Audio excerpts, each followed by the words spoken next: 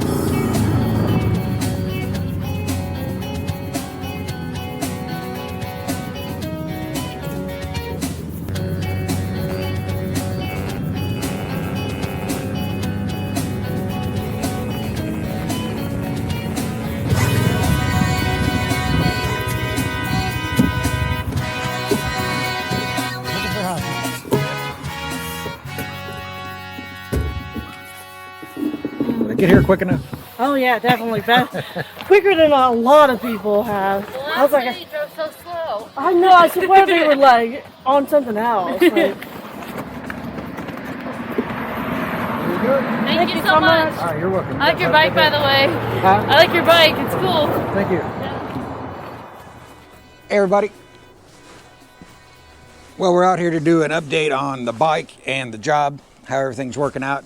And I had done a ride-along video where I went through and talked about all kinds of different things, but the audio came out terrible. So I ended up with like an hour's worth of just B-roll footage of me driving around town. So that was the little montage you just saw leading into this video. The job's going fine. I have no regrets of leaving the factory job I was at and doing what I'm doing, because now I'm in control. I get to manage my time wisely, and I actually make more money now than I did then. So it's one of them things where I couldn't recommend people just go do it, because you need to have a game plan and be serious about it in order for it to work right. A lot of people just do it kind of fly by night, just make a few extra bucks. People want to buy some weed and stuff like that. As far as the bike goes, it's actually a runaway hit. I was not expecting that. I mean, it's a nice bike. I give Honda credit, it's a nice bike. I preferred the Monkey. I thought the Monkey was the cooler bike. But I was not prepared for the amount of people stopping me and talking to me about this bike and complimenting me on this bike. When I show up at restaurants, waiters and waitresses come out, they want to check out the bike. When I show up at people's houses, they come out, they want to see the bike.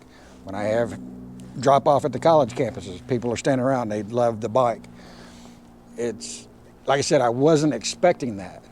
I mean, I knew it was a nice bike. I just wasn't expecting the reaction from people as much as I'm getting. A lot of times I have to tell people, like, I don't have time to talk. I got to get moving to the next job. I got to go. I had one, I delivered downtown, and I had to park in I couldn't get a parking space, so I kind of like stuck it, in an iffy spot. And I had to walk like a block or two to the drop-off point. And on the way back, there was like a little old lady standing out there literally with her little walker, next to the bike. And when I came back, she complimented me on the bike. She's like, that is a beautiful little bike. So, I mean, it's men, women, young and old. They all seem to like it. So I think it's been an absolute hit. And picking, like I said, the friendly bike, I think that worked and has worked out flawlessly. I even bought a matching helmet to go with it. Got some checkerboard stripes coming in the mail. Those will be going on pretty soon.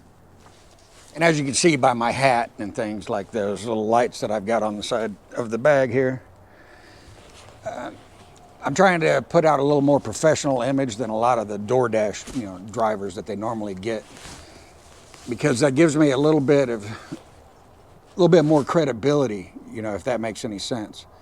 I have restaurant managers. When I walk into a restaurant, people know who I am. If the hat didn't give it away, if seeing me often enough gives it away. Where a lot of drivers, DoorDash drivers can recognize we can spot other DoorDash drivers.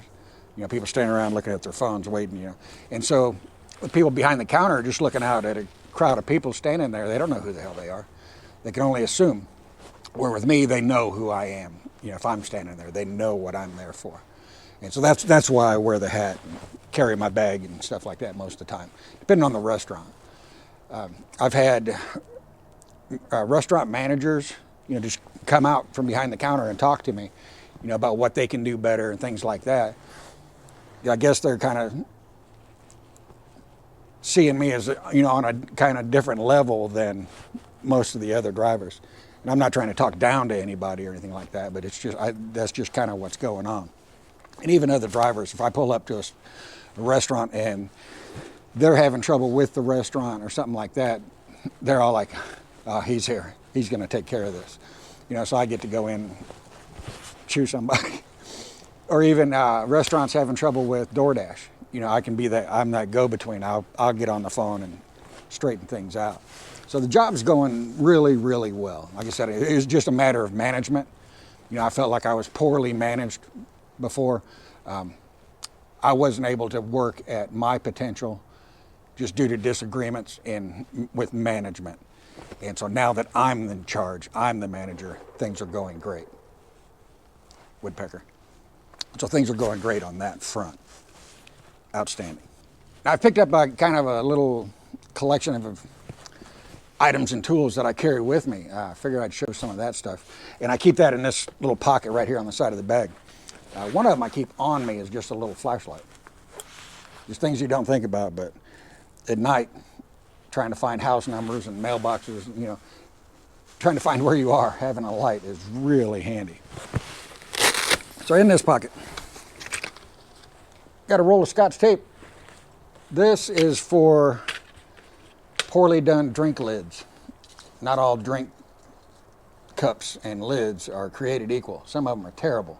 So with that, I can seal things up and tape things down, cover openings, things like that, so nothing's sloshing around inside here if I hit any bumps or anything like that. So that's just something so I can take care of what I'm carrying. Towel, never hurts.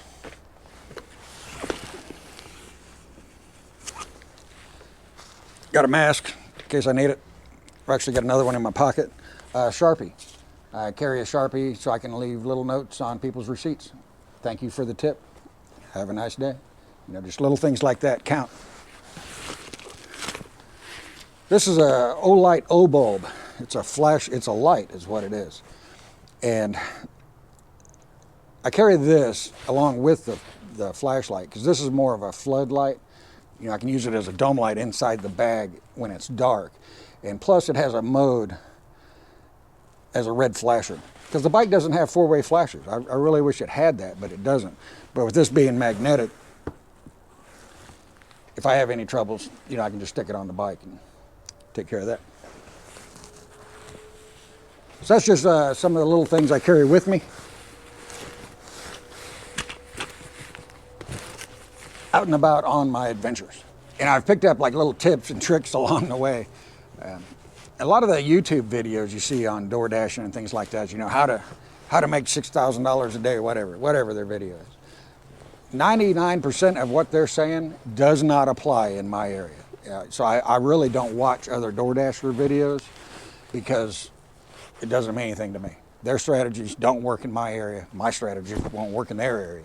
So if anybody out there is watching those other videos thinking they're going to get, some good advice on what to do, remember that take it with a grain of salt because your area might be different from all of ours. You need to tailor what you do to your area. It's like around here, like I said, I'm servicing 2 towns. And it kind of stinks for the customers in one town because they end up having to pay more than the customers in the other town. And the reason for that is because there's 2 colleges over there in that town, and that's where the majority of the restaurants are. So people can get away with, leaving a $2 or $3 tip and have their food delivered. People in this town try to leave a $2 or $3 tip, their food's going to sit on a shelf. I had to come over here. I had a good order. I came over here, dropped it off, and before I left town, I got an order for Subway here. Subway is actually right down there. Well, anyway, I went into Subway, and their takeout rack, they have a rack where you just walk in, find the name on the receipt corresponding to your order, and you go. So I walked in, and none of the receipts on the 3 orders that were in the rack were mine. So I'm like, okay, it's just not ready. So I waited. The girl behind the counter said, I asked who I was there for. I told her, she's like, okay, I haven't done that order, but I'll get it going right now. She said the reason she didn't start my order was because those other orders in the rack had been sitting there for an hour and a half, and they're going to end up throwing that food away because it's old now. It didn't get delivered because they couldn't entice drivers to come from that other town over here to pick it up. The reason they couldn't do that is because no tip on those orders. That's basically what that was. People ordered food, didn't put a good enough tip to entice drivers to come get it. Their food sat there, ended up getting thrown away, and they ended up having their orders canceled and refunded. So people over here have to at least kick in a $5 tip before anybody's going to come over here at all. And that's my cutoff. I've got my little strategy going, and in order for me to come over here, it's $5. You got to leave a $5 tip. If you don't, I'm not coming over here. If I'm already here and an order like that pops up, because the order I was on at Subway wasn't an order I would have taken from over there. I took it because I happened to be here, and it was below my threshold that would take to get me over here. But once I'm here, that threshold's okay. I can go below it because it's not that big of a deal. It's just going back and then coming back again. And there just aren't enough orders over here to stay over here, if that makes any sense. So it costs people over here more to have their food delivered than over on that other side. And I'm racking up some funny stories and stuff, and I'm trying to figure out how best to do it, because I don't always have the camera on, when things happen. That little public service announcement I did at the beginning, I just happened to be at McDonald's when that lady drove through that fence over the wall. Right place at the right time.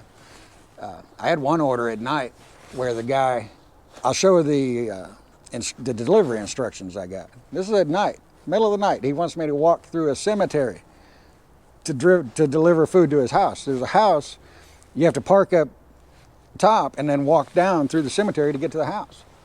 That's how he gets to his house. So I took a picture of the cemetery during the day so you can see where I had to go at night. So I can see, and I'm not the type of person that gets scared of that sort of thing, but I can see other drivers being like, no way, I'm going through there.